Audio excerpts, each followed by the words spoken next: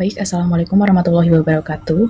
Perkenalkan kami dari kelompok 6 yang beranggotakan Laila Mazidatus Saadah, NPM akhir 105, saya Putri Nurul Hidayati, NPM akhir 112, dan ada Amerika Enzakiyah dengan NPM akhir 203. Kami dari kelompok 6 yang mengangkat dataset bank marketing. Baik, dataset yang kami ambil yaitu bank marketing. Konteksnya yaitu kampanye telemarketing untuk menawarkan deposito berjangka ke nasabah. Tujuan dari analisis ini untuk memprediksi kemungkinan nasabah berlangganan deposito berjangka dengan variabel Y, yes atau no. Berdasarkan dari informasi demografis dan sosial ekonomi, kemudian data interaksi kampanye pemasaran. Kemudian untuk kolom-kolomnya, yang pertama ada kelompok data demografis dengan kolom age, tipe data numerik, penjelasannya yaitu usia nasabah. Kemudian kolom job, kategorikal, jenis pekerjaan nasabah, misal admin, teknisi, dan lain-lain. Kemudian ada nama kolom marital, tipe data kategorikal, yaitu status pernikahan, single, married, atau divorce. Kemudian education, tipe data kategorikal, penjelasannya itu tingkat pendidikan terakhir nasabah. Kemudian ada kelompok data finansial, nama kolom default, tipe data kategorikal, yaitu status gagal bayar kredit sebelumnya, yes atau no. Kemudian nama kolom housing, tipe data kategorikal, penjelasannya itu memiliki cicilan rumah, yes atau no. Kemudian kolom loan, tipe data kategorikal, yaitu memiliki pinjaman pribadi, yes atau no. Kemudian kelompok data kontak saat ini, nama kolom kontak, tipe data kategorikal, yaitu alat komunikasi yang digunakan seluler atau telepon. Kemudian kolom month, tipe data kategorikal, bulan terakhir kali kontak dilakukan Januari sampai Desember. Kemudian kolom day of week, tipe data kategorikal, penjelasannya hari dalam seminggu kontak dilakukan dari hari Senin sampai Jumat. Kemudian nama kolom durasi, tipe data numerik, yaitu durasi panggilan terakhir. Kemudian ada kelompok data riwayat kampanye, nama kolom campaign, tipe data numerik, jumlah kontak selama kampanye ini berlangsung. Kemudian kolom P-Days, tipe data numerik, yaitu jumlah hari sejak kontak kampanye sebelumnya. Kemudian kolom Previous, tipe data numerik, yaitu jumlah kontak sebelum kampanye saat ini. Kemudian kolom Podcom, tipe data kategorikal, dengan penjelasan yaitu hasil dari kampanye pemasaran sebelumnya. Kemudian ada data ekonomi makro, dengan kolom M.Fed.Rate, yaitu tipe data numerik, tingkat variasi pekerjaan atau indikator ekonomi. Kemudian ada kolom Cons Price IDX, tipe data numerik, yaitu indeks harga konsumen, indikator inflasi. Kemudian Conscov IDX, tipe data numerik, yaitu indeks kepercayaan konsumen. Kemudian Euribor 3M, tipe data numerik, suku bunga Euribor 3 bulan. Kemudian NR Employed, tipe data numerik, yaitu jumlah karyawan rata-rata atau indikator pasar kerja. Kemudian kolom Y, tipe data biner, yaitu hasilnya apakah nasabah subscribe deposito yes atau no. Exploratory Data Analysis atau bisa disebut juga dengan EDA.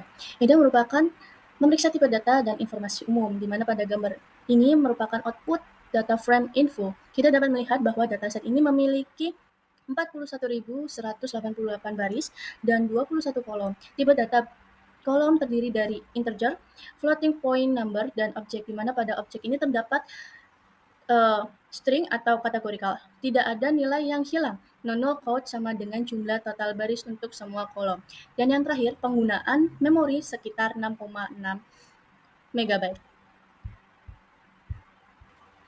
Selanjutnya ada mission value. Jika dilihat dari gambar ini, semua kolom memiliki non nilai yang hilang. Lalu menandakan bahwa dataset ini bersih dari mission value dan tidak memerlukan langkah penanganan nilai hilang.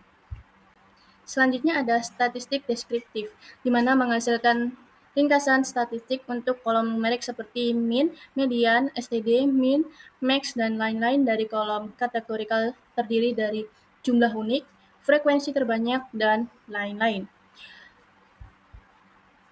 Kita bisa melihat nilai rata-rata standar deviasi, nilai minimum kuartil 25%, 50%, 75%, dan nilai maksimum untuk kolom seperti age, duration, campaign, dan lain-lain. Dan yang terakhir menampilkan jumlah nilai unik, nilai yang paling sering muncul, dan frekuensi nilai yang paling sering muncul untuk kolom seperti job, marital, education, dan lain-lain. Distribusi variabel tunggal. Jika dilihat dari gambar distribusi of age ini, cenderung miring ke kanan, dengan sebagian besar responden berada rentang usia 30-40 tahun. Lalu distribution of duration, ini juga sangat miring ke kanan ya. Itu menunjukkan bahwa sebagian besar kontak berdurasi pendek. Lalu distribusi of champions juga memiliki ini miring ke kanan dengan sebagian besar responden dihubungi hanya 1-3 kali. Lalu selanjutnya distribusi of job Dalam kategori pekerjaan seperti admin memiliki frekuensi tertinggi diikuti oleh blue card dan technical.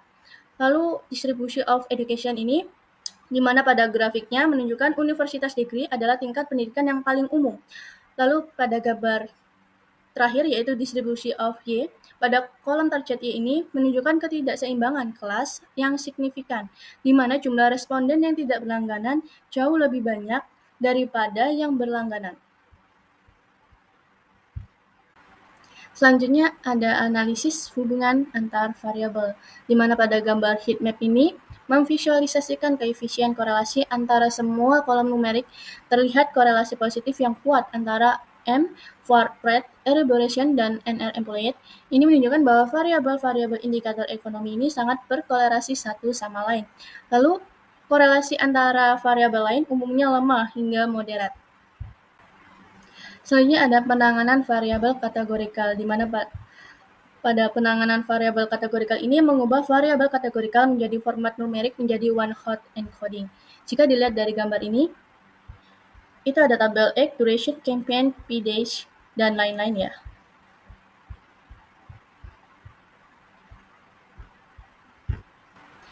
Selanjutnya ada penanganan ketidakseimbangan kelas, di mana pada penanganan ketidakseimbangan kelas ini, dataset kita sebelumnya memiliki jumlah sampel yang tidak seimbang antara dua kelas di kolom target, berlangganan dan tidak berlangganan. Kita menggunakan teknik smooth untuk mengatasi ini. Smooth ini membuat sampel baru untuk kelas minoritas hingga jumlah sampel di kedua kelas menjadi seimbang. Lalu hasilnya sekarang jumlah responden yang berlangganan dan tidak berlangganan di dataset yang telah di-smooth adalah sama. Selanjutnya ada pembagian data, di mana dalam pembagian data ini, data yang sudah diproses setelah one hot encoding dan smooth kemudian dibagi menjadi dua bagian training set dan testing set. Lalu pembagian ini dilakukan dengan rasio 80% untuk training set dan 20% untuk testing set. Selanjutnya ada normalisasi data, di mana pada kolom-kolom numerik dalam training set dan testing set telah dinormalisasikan menggunakan standar scalar. Normalisasi ini penting untuk beberapa algoritma machine learning agar fitur-fitur dengan skala yang berbeda tidak mendominasi perhitungan model. Proses normalisasi dilakukan dengan penghitungan rata-rata dan standar deviasi dari training set dan kemudian menggunakan nilai-nilai untuk mengubah skala data di training set maupun testing set. Selanjutnya adalah tahap algorithm development. Di sini kami memilih 4 model, yaitu yang pertama adalah logistic regression, yang kedua ada decision tree, yang ketiga ada random forest, dan XGBoost. Yang pertama merupakan logistic regression. Alasan pemilihan algoritma ini karena algoritma ini merupakan algoritma klasifikasi linear yang sederhana, cepat, dan mudah untuk diinterpretasikan. Hasilnya menunjukkan di performa akurasi sekitar 93,13%. Yang kedua ada decision tree. Alasan pemilihan algoritma ini karena decision tree adalah algoritma non-parametrik yang dapat menangani hubungan non-linear dan berinteraksi antara fitur. Hasilnya menunjukkan di akurasi sekitar 93,34%, sedikit lebih tinggi dari regresi logistik di model sebelumnya. Algoritma ketiga ada random forest. Alasan pemilihannya karena random forest adalah metode ensemble yang membangun banyak pohon keputusan dan menggabungkan prediksinya untuk hasil akhir. Selain itu, random forest juga dapat mengurangi overfitting. Hasil akhir dari random forest menunjukkan peningkatan performa yang signifikan dengan akurasi sekitar 95,47%.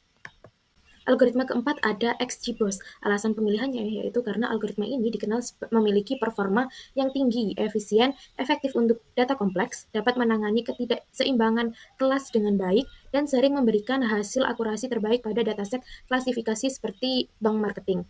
Hasilnya menunjukkan di akurasi sekitar 95,12%, sangat mendekati dengan performa random forest sebelumnya.